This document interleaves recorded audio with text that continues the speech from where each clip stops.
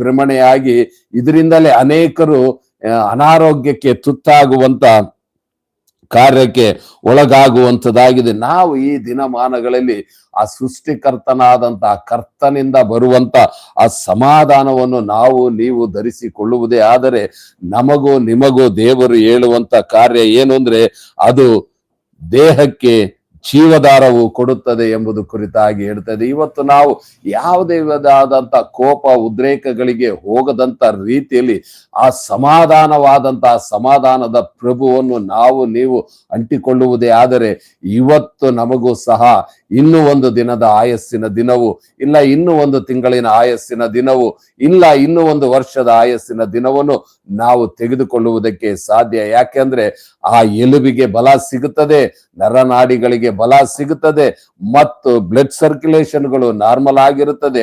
ಅಲ್ಲಿ ಯಾವುದೇ ವಿಧವಾದಂತ BP